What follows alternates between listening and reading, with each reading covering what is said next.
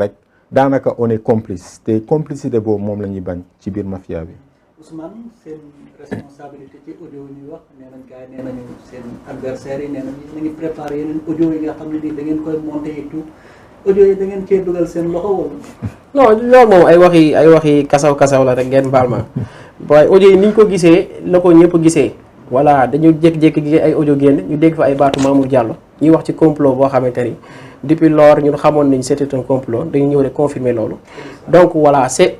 eux qui sont entendus dans les audios ñoom ils n'ont qu'à essayer de démentir wala ñu xool duñ ko defee mais pas ñuy accuser naan waa mafia kàcc bi moo def lii wala def laa ñoom nañ leen laaj ci complot bi ñuy teg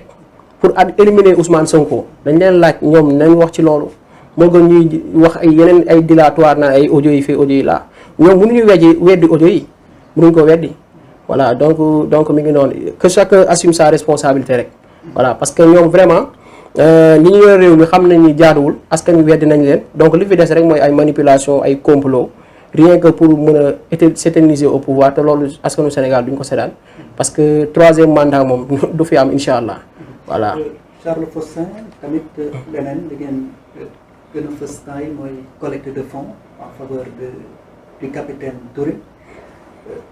yooyu lan moo leen motiver ci doxalin boobu. waaw motivation lu ñu motiver maanaam depuis mars passé bi histoire Sweet Beauté bi kiiwee ñun dañu gis ne capitaine Touré ñun lu ñuy woote mafia bi lu ñuy woote le patriotisme nekk jeune nar a défendre intérêt sa réew ak lu mu la munti coûter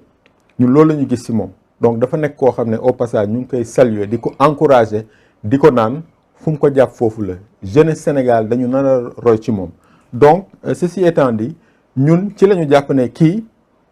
lépp loo xam ne mu ngi koy subir comme injustice fuñ ci mënee dugal suñu loxo rek dañ koy dugal suñu loxo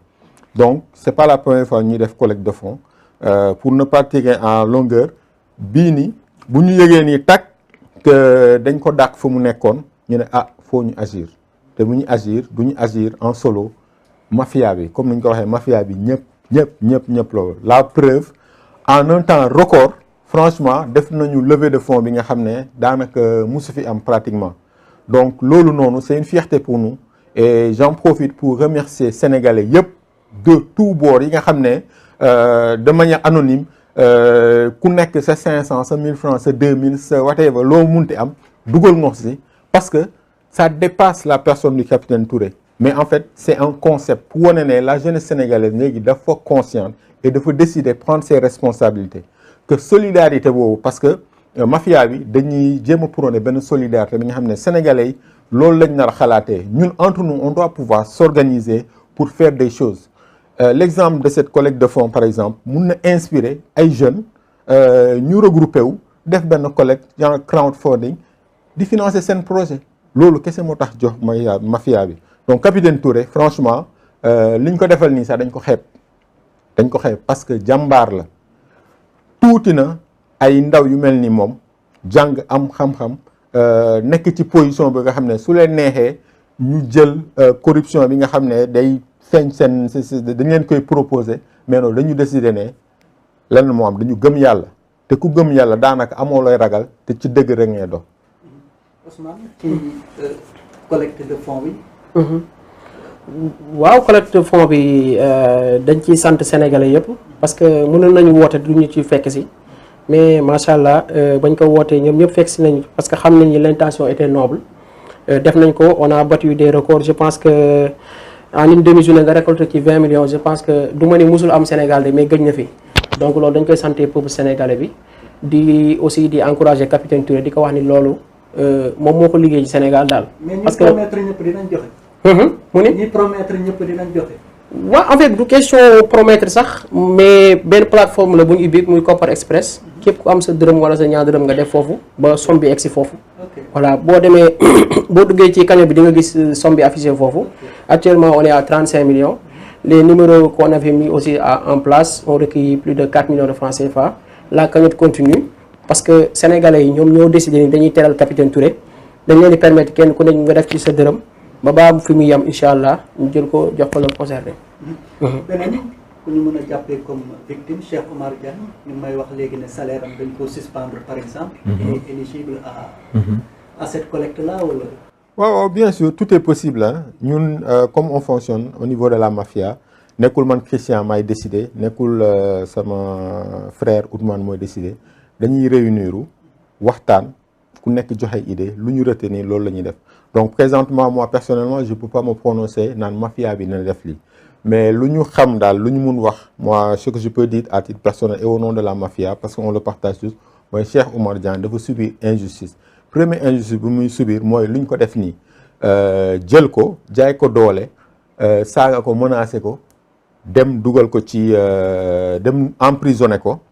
dugal ko parti bi nga xam ne fa la ñuy def terroriste yi je pense que jaay doole ci un pays qui se dit un pays de droit comme le Sénégal loolu du dëgg du yoon donc loolu moo tax tey fa la ñu jógee nii sax dañ demoon à la place de l'Obélisque ci manifestation pour soutenir et exiger la libération sans condition du professeur Cheikh Omar Diagne loolu bu ci kii ñun mafia bi on va prendre nos responsabilités en coordination aussi avec mouvement yi nga xam ne ñu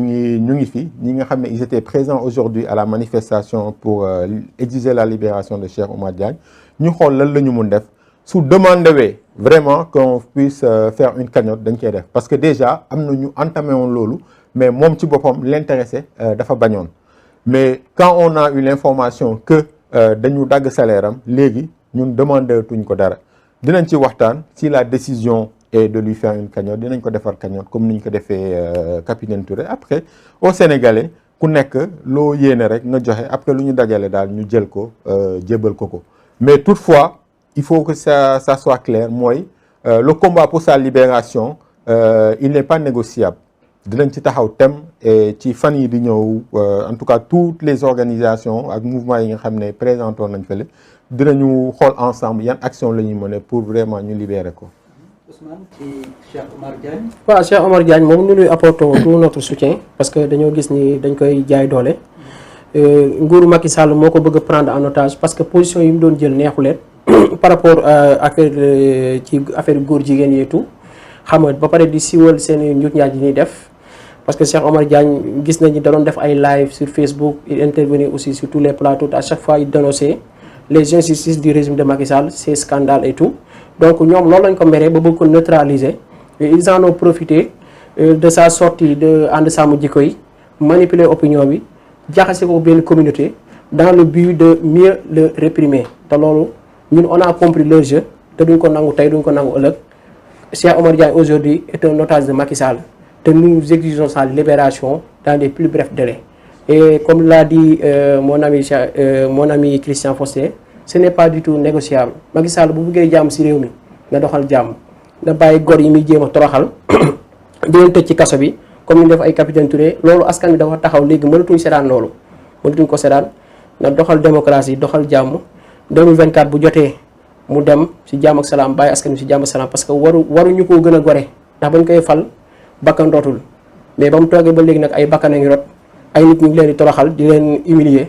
te loolu du mu mën a seetaan trop c'est trop bu mënee démissionner suba moo ñu gënal waaye bu ko mënul na dem en 2024 parce que constitution mayetu ko mu toog fi def 3e mandat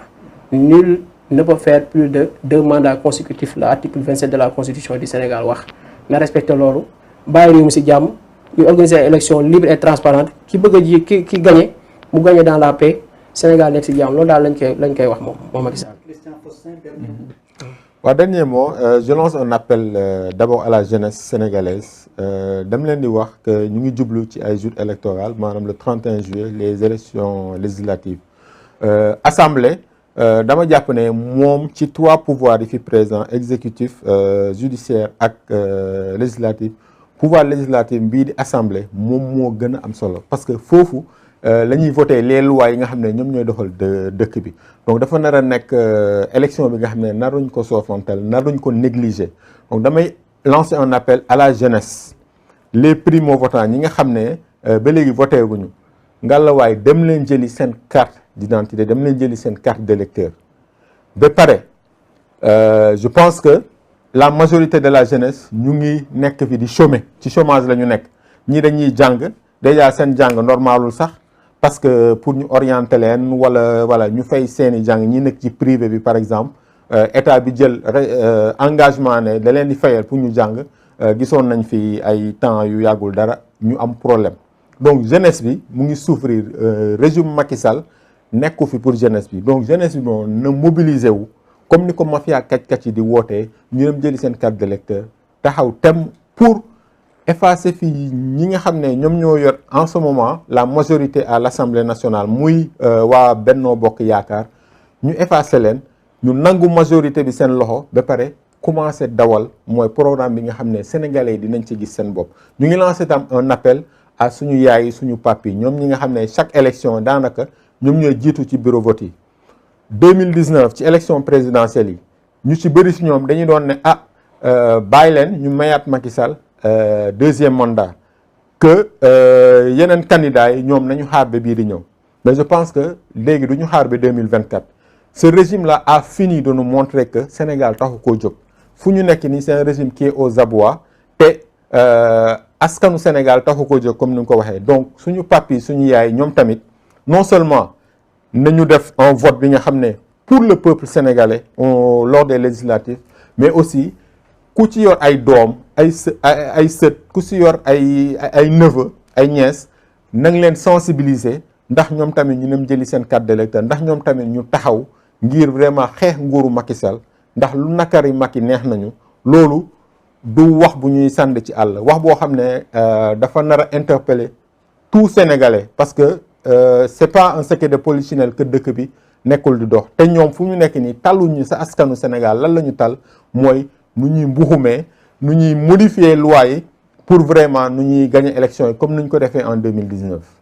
ok Ousmane dernier mot. waaw dernier mot di gërëmaat tout le peuple sénégalais di apporter notre soutien à Cheikh Omar Diagne di wax aussi jeunesse bi nañu gën a conscient des enjeux ñu gën a taxaw ñu impliqué wu dans la vie politique ñu impliqué wu dans les mouvements parce que Sénégal jeunesse bi moo ko mën a defar l'avenir de ce pays nous appartient na ñëpp jóg kenn ku ne jël say responsabilités li nga war a def nga def ko su jëli carte jotee ñu dem jëli seen carte bu élection ñëw ñu dem voter massivement pour le changement parce que nguur gi fi nekkalu fi askanu Sénégal nekkalu fi jeunesse bi bis bu ne nit ñaa ngi dee ci hôpitaux yi tey la dund bi gën a cher tey la chômage bi gën a bëri tey la injustice gën a bëri te loolu defe naa ni àndul ak développement bu ñu bëggee Sénégal développé nañ ñëpp jóg ñu changer suñu réew niñ ko fekkee woon ci jàmm ñoom tamit ñu bàyyiwaat ko ci jàmm parce que tamit ce peuple mérite la paix et tout le bonheur du monde loolu daal laa amul lu may wax. merci beaucoup. Merci. Merci gars yi.